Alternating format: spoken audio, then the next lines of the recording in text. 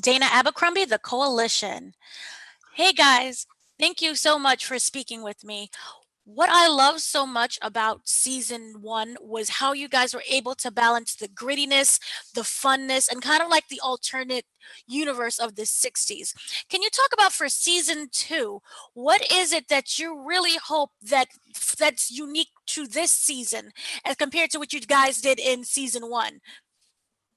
Ooh, what's unique to this season that about as compared to season one is season two, we know what we're doing.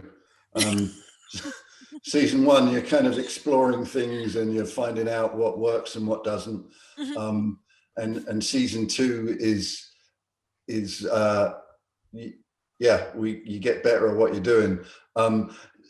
Because this is a period drama and because it's sort of moving forward through Mhm. this imaginary history, it was important to just throw little hints in of the changing world.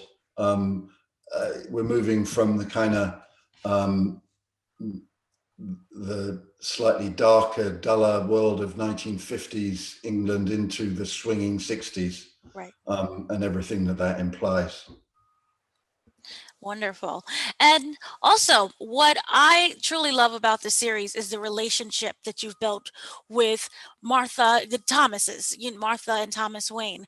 What was it that was really important that you wanted fans to kind of learn from that relationship? Because through the comics, there's different versions. So, what was it that you guys pulled either through your own unique style or through that comics that really put that strength together by making this family?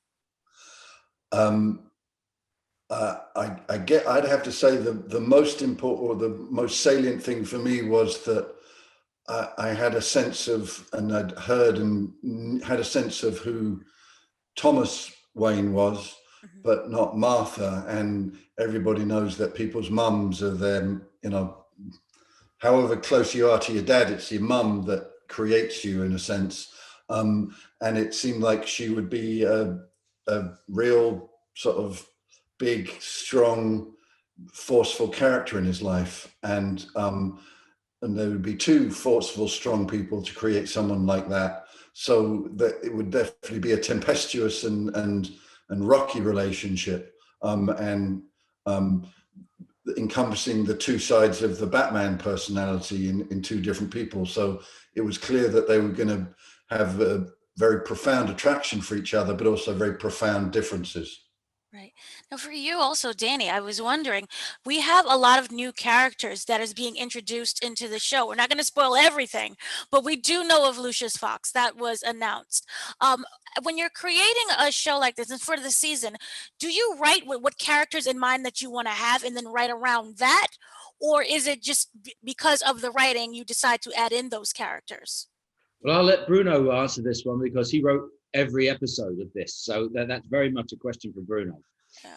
Well, I didn't write every episode. I sort of every episode goes through my typewriter in the end, um, uh, and it's a bit of both. When it's a show like this that is servicing a grand myth, you have to service that myth. Right. So, but on the other hand, uh, you can do too much.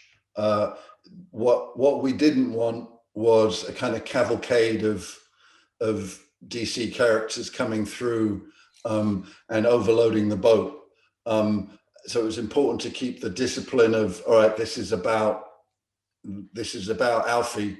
This is about his life before the myth begins. So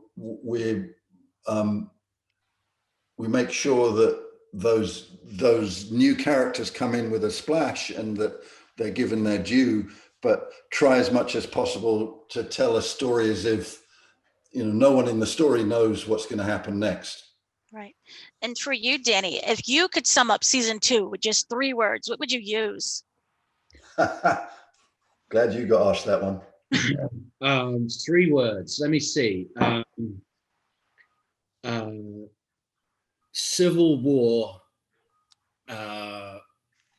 resolutions. Very nice. I like that. Thank you so Nice. much. Thank you for speaking with me. Thank Thank you, you. Dana. Cheers. Cheers.